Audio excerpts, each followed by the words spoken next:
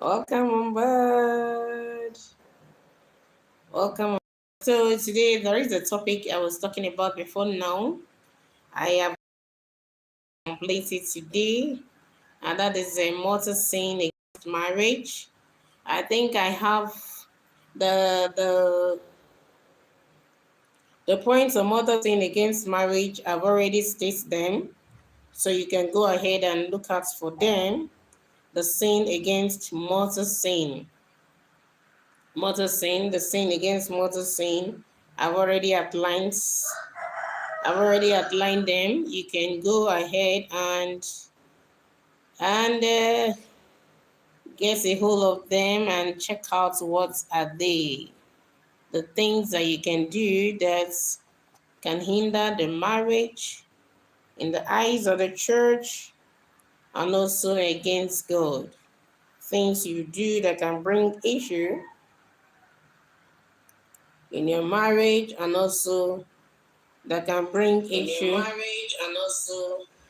Bring issue.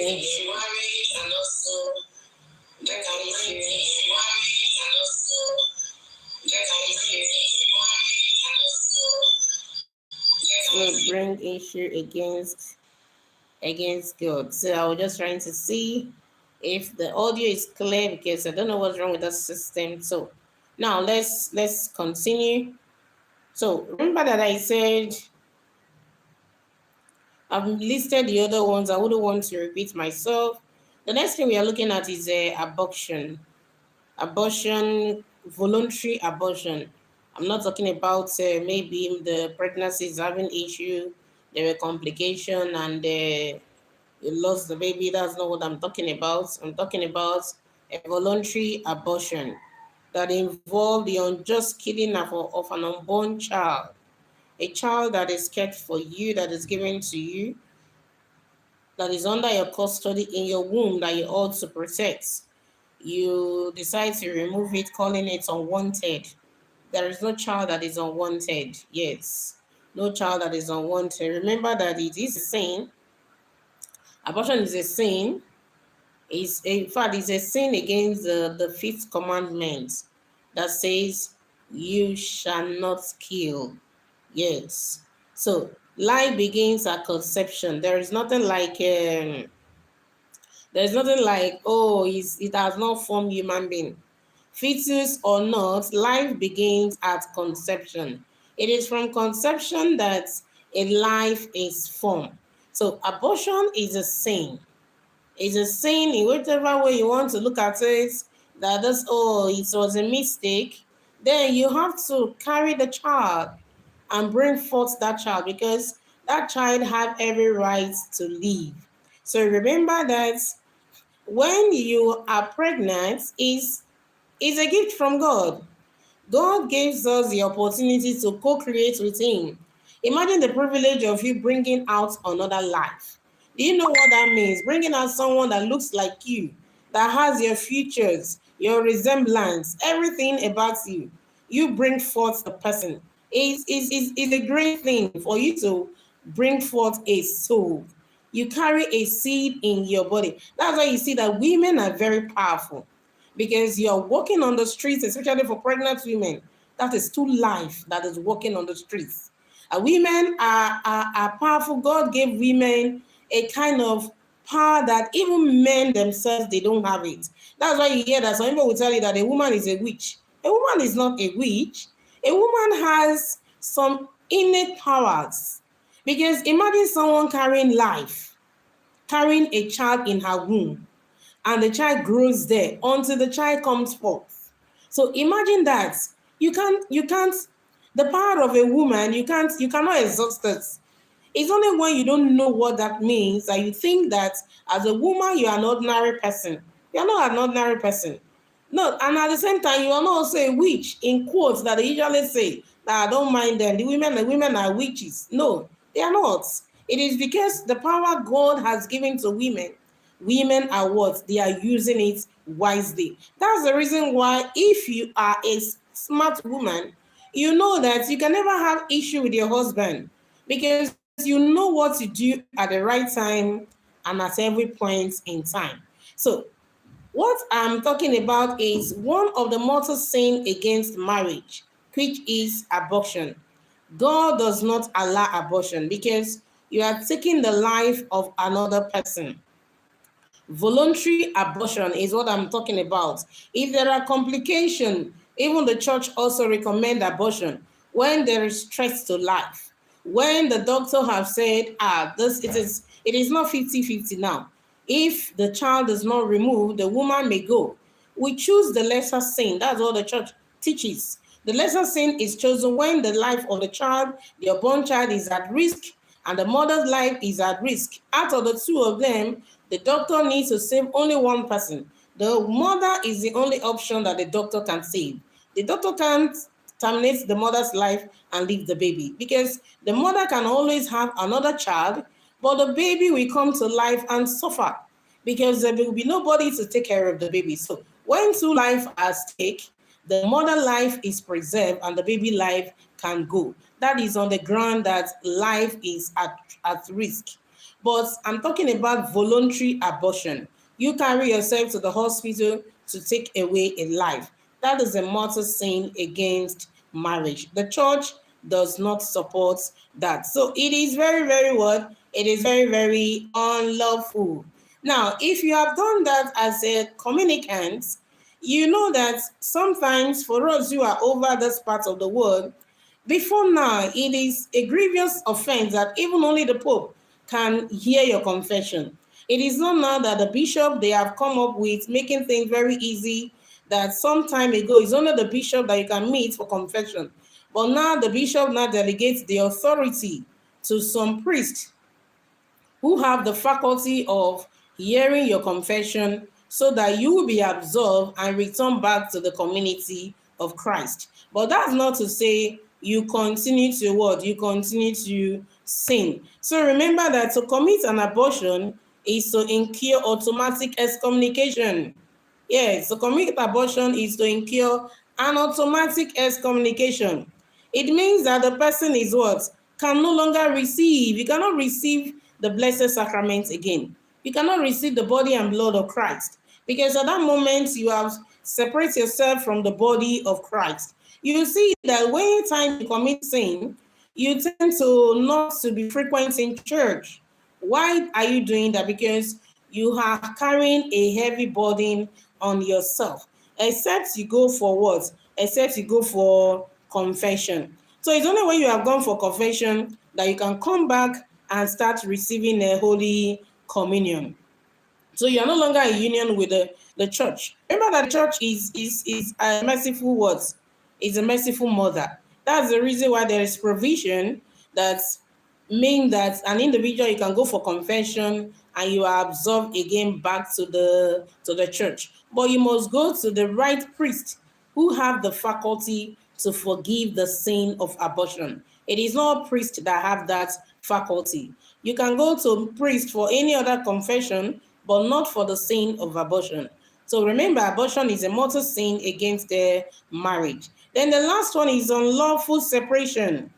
Unlawful separation. They say once the consent of the spouse has been what? Has been validly exchanged. So the couple do what? The couple are under obligation. They are under obligation to maintain a conjugal living, to be present to each other, to maintain the marriage vow, to pay the marriage debts. There is a marriage debt when you go into marriage.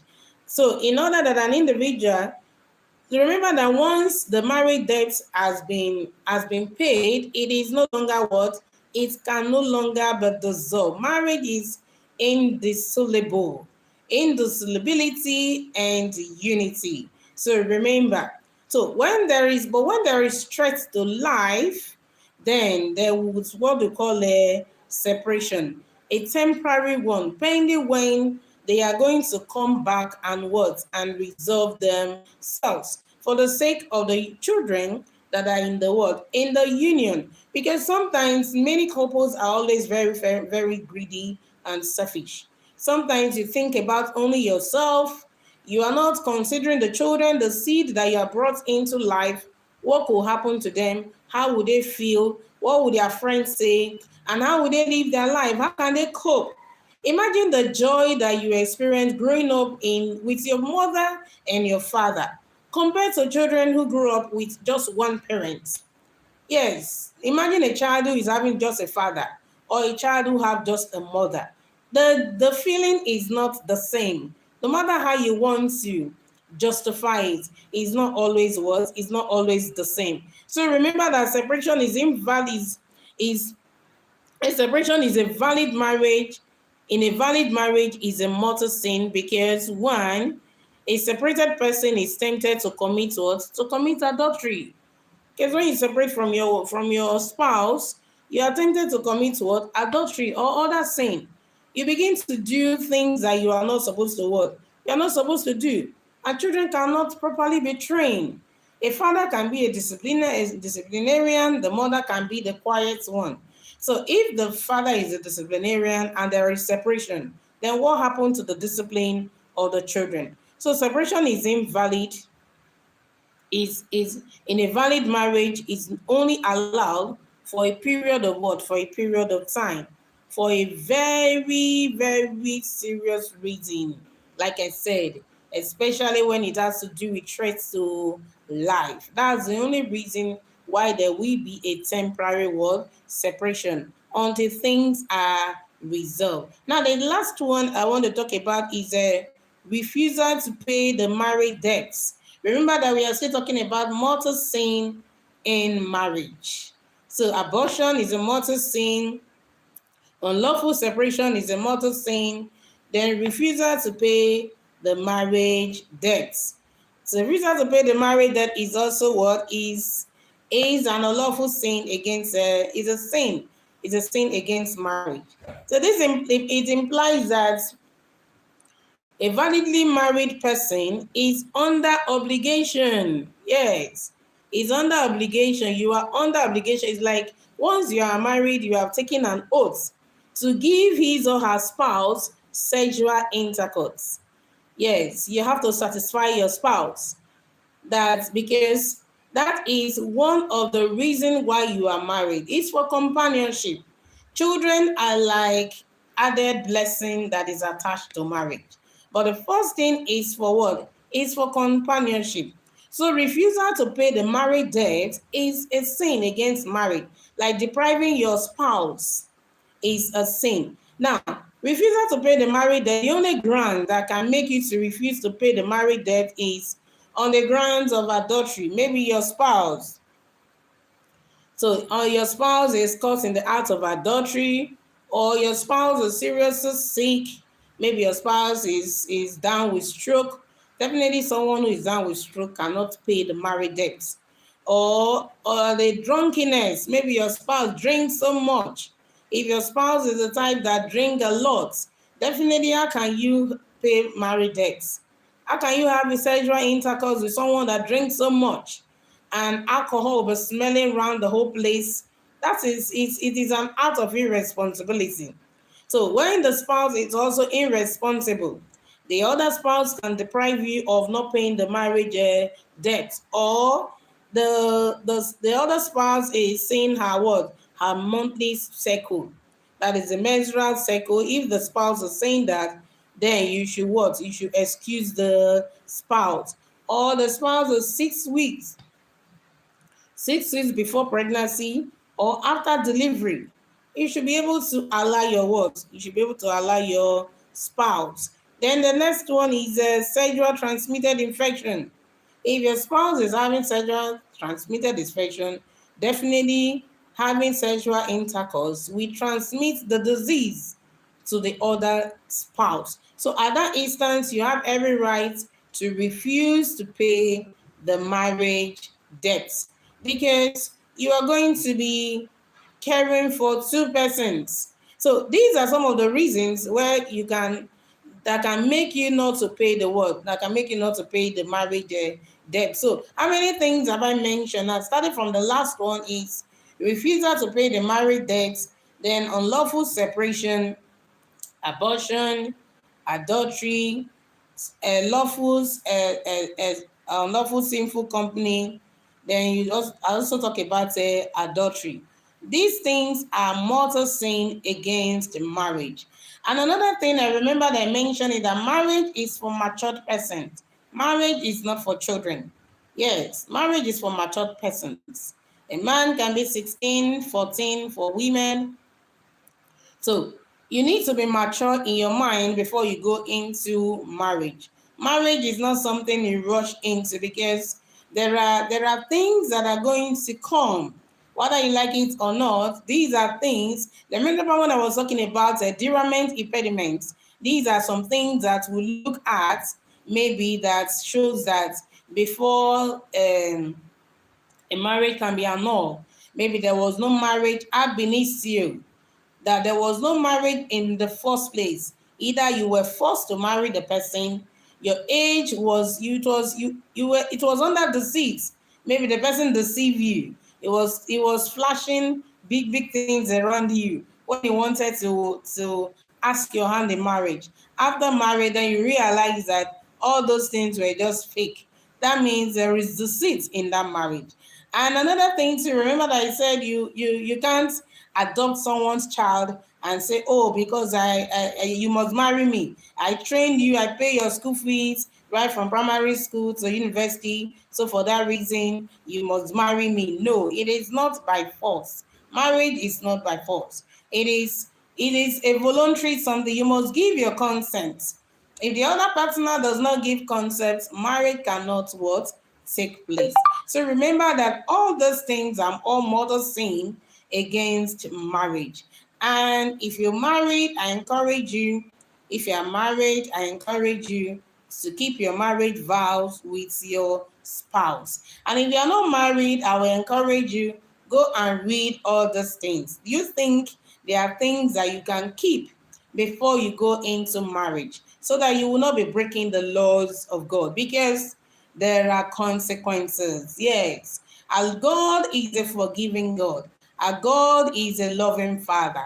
But I tell you, once you have erred, there are punishments, there are consequences that are attached.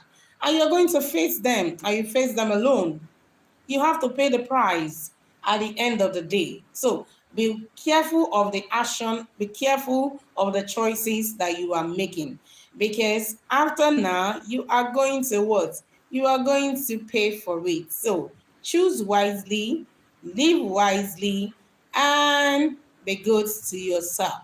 So mortal sin against marriage. If there is any topic you want me to talk about in my next video, you can put it in the comment section. Then I will talk about that in my next video. So until I come your way next time, today we have looked at mortal sin against marriage. So go and look at it. Like I said, do you think you can keep those things? Do you think you are matured enough to get married? Or because everyone around you is married, you too want to get married? Or your parents are pressuring you, they can no longer feed you again? Or they are selling you off because they want to use you to pay one debt that they are owing in the family? You know you are not ready. Please don't go into it, because it is a vow and there is a bond that you cannot break. Until death do you part. God bless you. God give you the grace to choose wisely and do that which glorify the name of the Lord. So until I come your way next time, have a nice day.